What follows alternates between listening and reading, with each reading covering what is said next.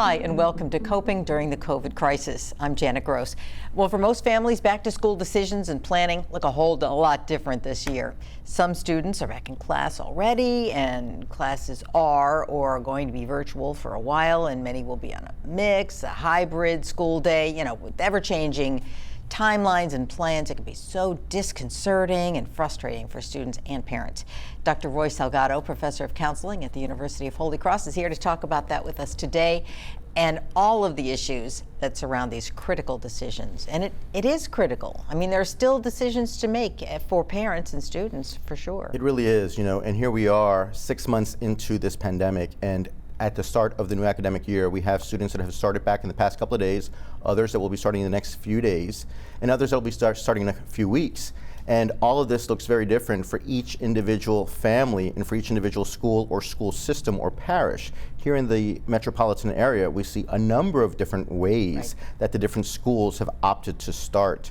And it's important for parents to not get confused. It's important for parents to inform themselves as well as to inform their children as to what it's going to look like. Because it may look one way for you and your student, your child and your family, and it'll look different for the neighbor down the street. It's like, why are they receiving all 100% online, and why are we going face-to-face? Or why are some others doing hybrid? Why are there 2 days at home and 3 days at school? Or half the school goes during one time and half the school goes during the other time, A through L or K through Z or whatever. There's so many different formats that schools have opted, and they have made the decisions based on their, one, school population, and two, the need of the school community that they serve. And so it's important to be aware of that and to not become overwhelmed or frustrated. And you have to become informed so you're not confused. Right, and that frustration is, probably going to be ongoing as you think, did I make the right decision for my child? Right. Or, should our school be doing this? Well, look at this school. You're going to be making comparisons once you get into it too. Absolutely, and you have to be ready to change on a dime too, because you might start off the school year one way, and then within a few days or a week it could change. Jefferson Parish just recently made a change. They had made an announcement that they would be starting the school year one way, and then they saw how things have been trending and decided to switch things up a little bit. And so that's something that could happen with a given school or with a given school system or parish, depending on how things unfold over the course of the next several weeks. Right, many parishes are doing that, where they looking at it and go, oh, and when this all first started for the school year and other maybe counties and other states started opening, they were watching them and seeing what's happening. Now they've got outbreaks, and now that could happen here. And so, yeah, you want them to adjust the plan. This is good that they're looking at things and adjusting, I think. Right, and that those adjustments are based on data, anecdotal information for the respective communities. There's so many different things that drive a decision. Some people might drive a decision to make a change based on national trends or regional trends.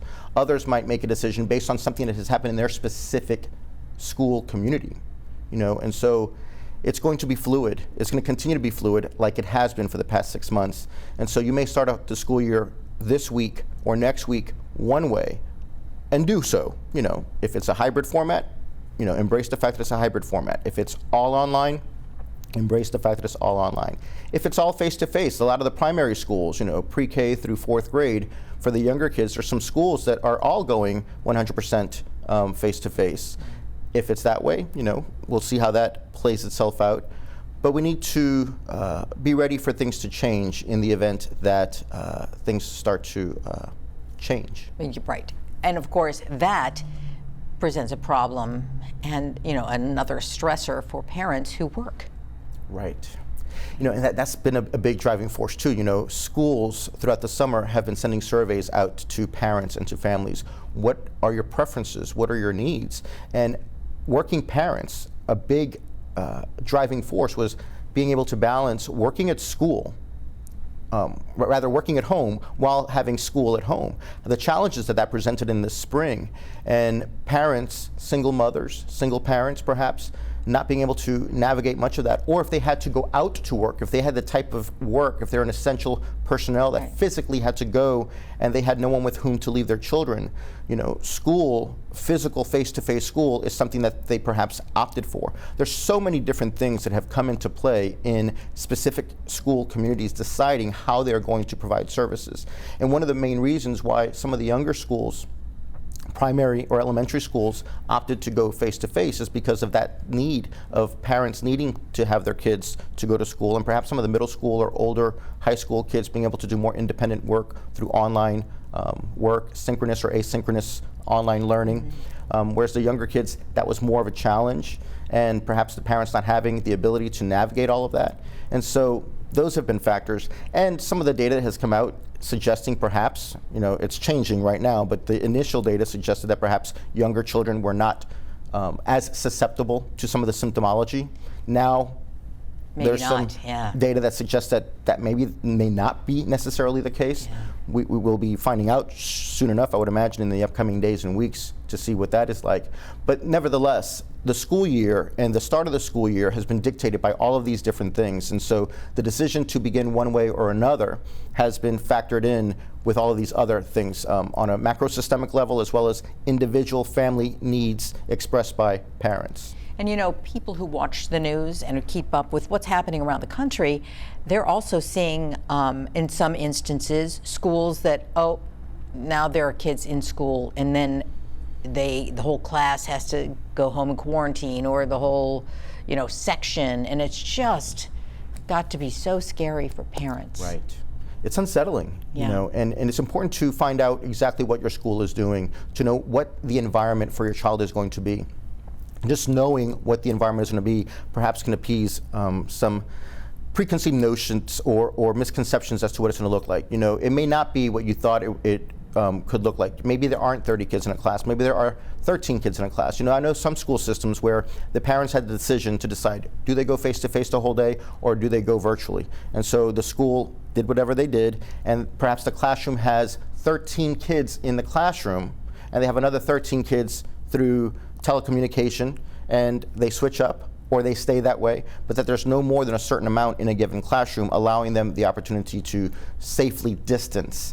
And so, becoming safer distance. Mm-hmm. And so allowing the parents the opportunity to really become informed, to breathe a sigh of relief. And if you as a parent think that there are too many children in a classroom, advocate for your child and say, you know what, there's 30 kids in a classroom in a room that's whatever dimension by whatever dimension, that doesn't allow for enough social distancing. Advocating for the school to try to meet the safety needs of your student. And many of these schools are saying, are so open about it. Here's what we're doing. Here's what it's going to look like. Right. Here's what it does look like. Right. And if you can attend either, through online or whatever meetings that the school has, that's something that... Yes, parent-teacher conferences have always been important. We've always tried to encourage parents to meet with teachers regularly. Right now, even more reason to. Yeah. The health and well-being of your child depends on you being in constant communication with your school teacher and school officials. It's extremely important that you do so, and to do it regularly, because things are changing by the day. Okay. All right, we're going to take a break. When we come back, some suggestions, advice, and a few things to consider for college students in this new and different 2020 school year. Stay with us.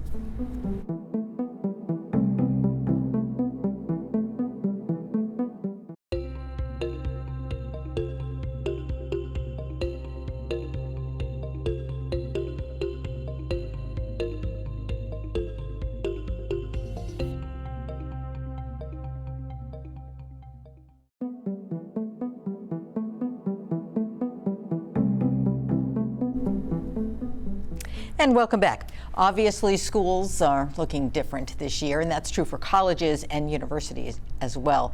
And even at that level, there are things you can do or plan or strategize to make it work. We've asked University of Holy Cross President Dr. Stanton McNeely to join us and talk about positive actions as college students face this new back-to-school world. Thank you very much for joining us, Dr. Stanton.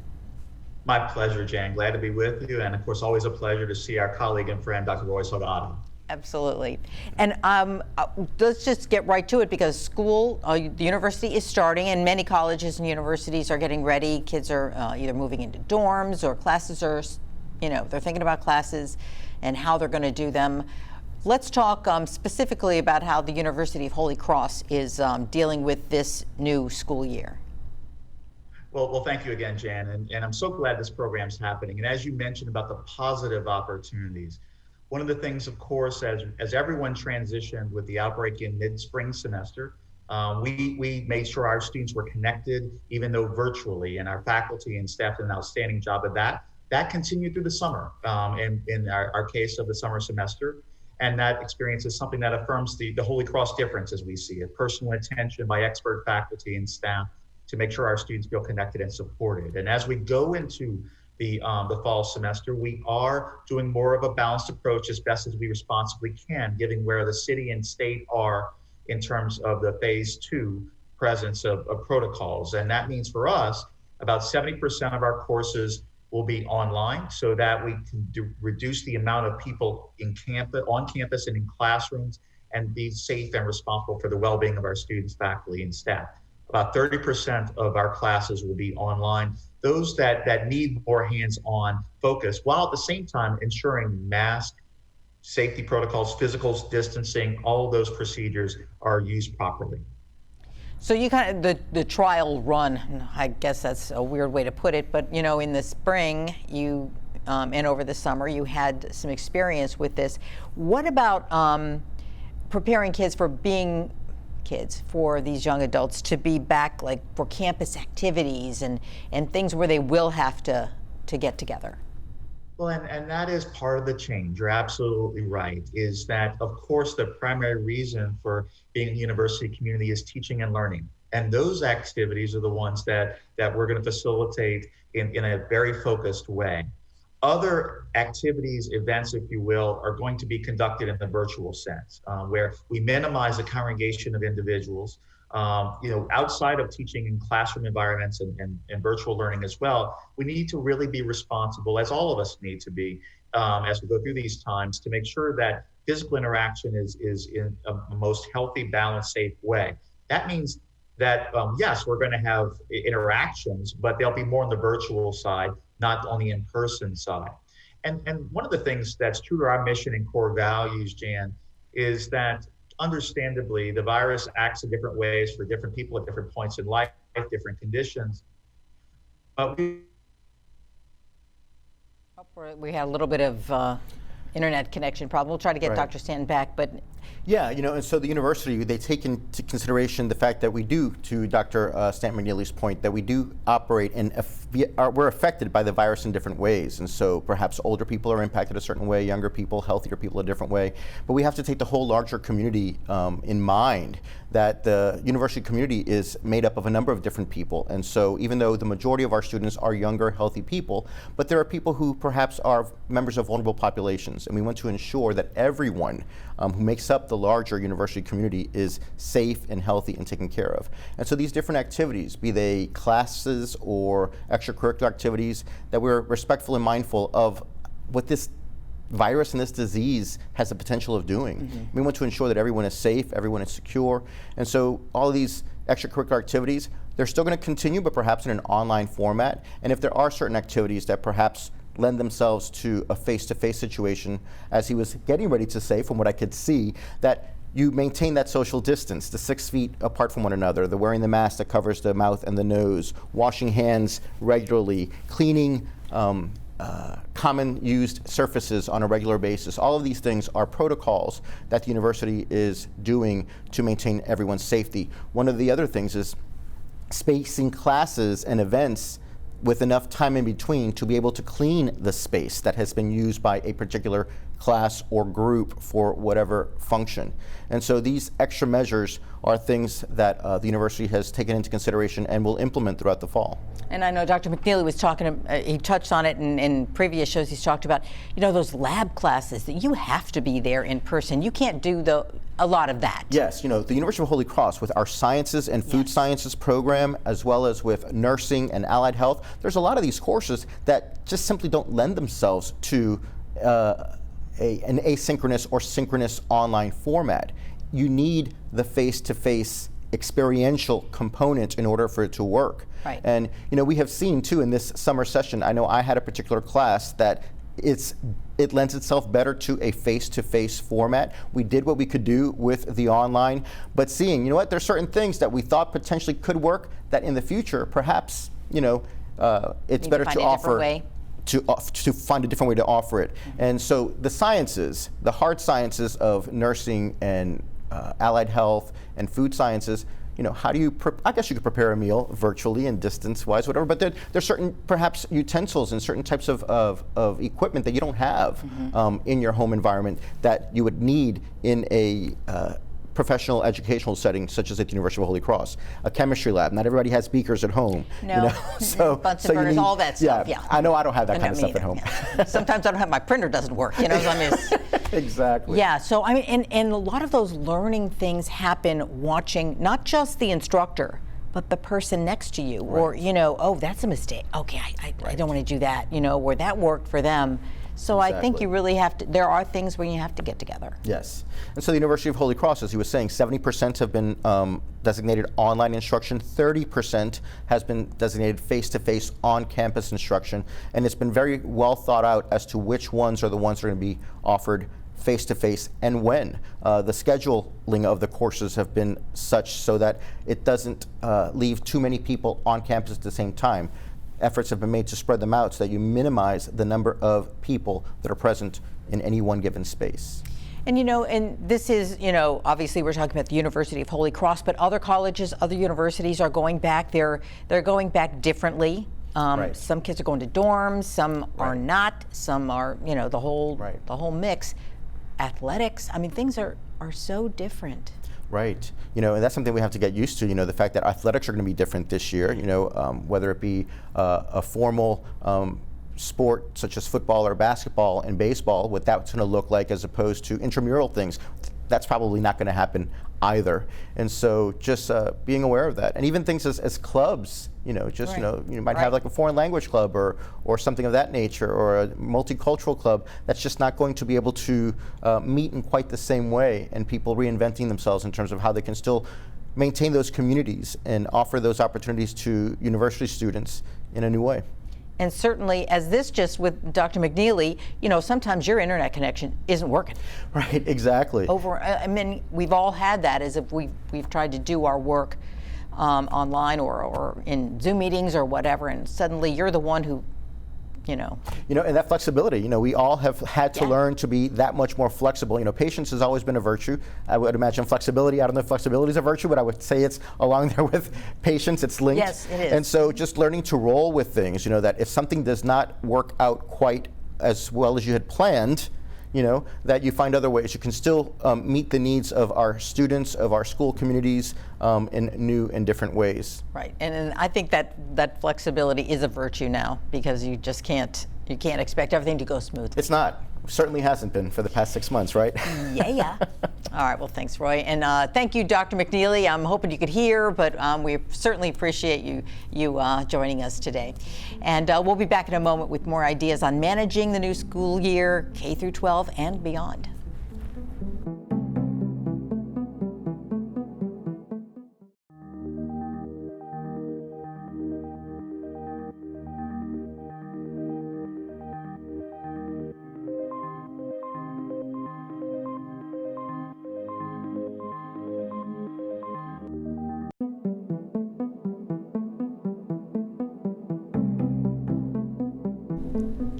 With students going back to class in one form or another, there are going to be decisions and challenges facing us all. Balancing work and school schedules. What if somebody gets sick? What if your student or child isn't doing well with the new learning model? Well, we want to bring in Dr. Carolyn White, Dean of the College of Counseling at the University of Holy Cross, to talk about those kinds of things and how you can deal with them. Dr. White, thanks for joining us. Thank you. And let's start by, how can, obviously the University of Holy Cross, and Roy, I do want to bring this up before we actually question. We ask Dr. White to help us, but there is that service still ongoing at the University of Holy Cross to help people through counseling. Yes, the University of Holy Cross, since this pandemic has begun, has been offering free telebehavioral health or telecounseling services to the residents of Louisiana, free of charge. And so all you have to do is just call the number, and the administrative assistant takes that call, triages it to the clinical director, Dr. Ryan White, and then he goes ahead and assigns it to a counselor in training who will then reach out to you and begin providing services. Perfect. And that number's been on the screen. I just wanted to make sure for people who didn't know about it, because it's been going on since this started. Yes. So, but there are still opportunities to get in there and really get some help through counseling. We're there to help. Okay. So, Dr. White, as people might have these kinds of questions about how to handle this, whether their children are very young or going to college, how can counseling help through that? One of the things is to help normalize it, both for the parents and for the children, and to look at it across a developmental perspective.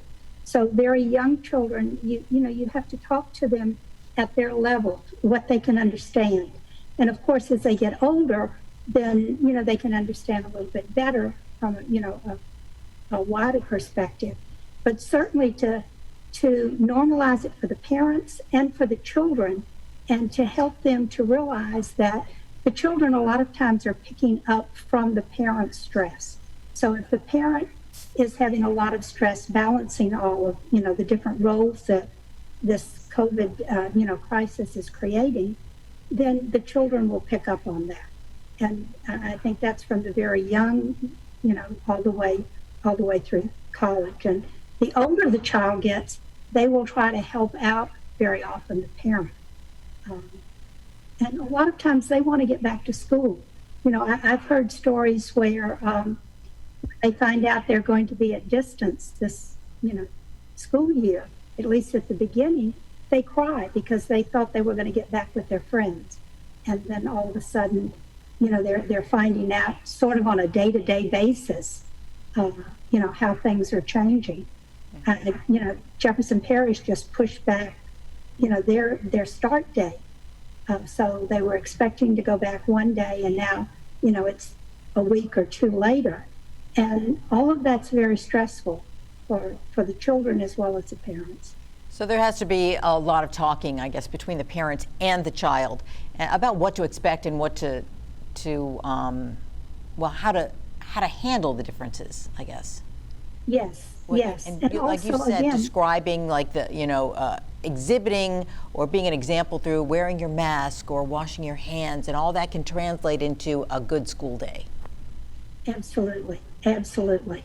And that's so critical as they do, if they're going back in person, onto the school campus, that they realize that there are those requirements that are put in place to protect them and everyone else, and that, they follow those rules.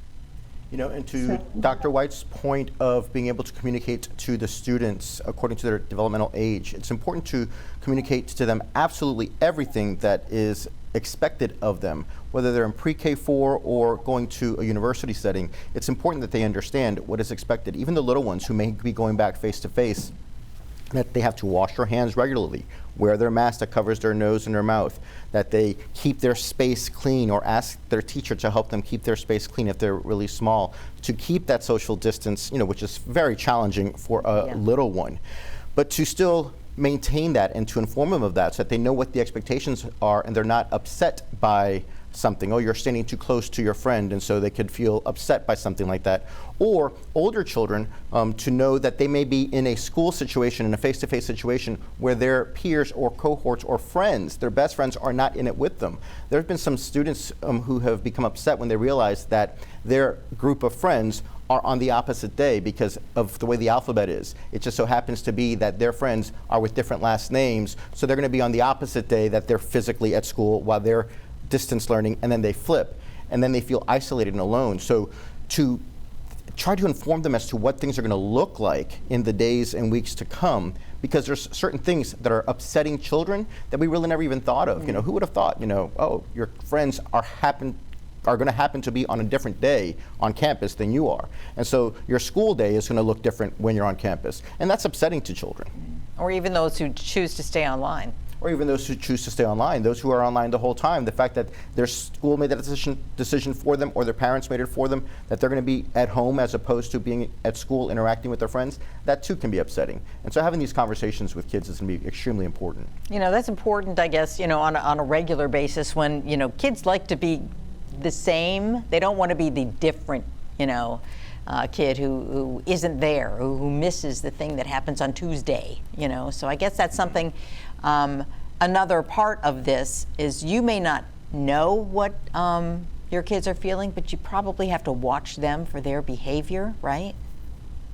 Absolutely, absolutely. And also, they've been on a summer break.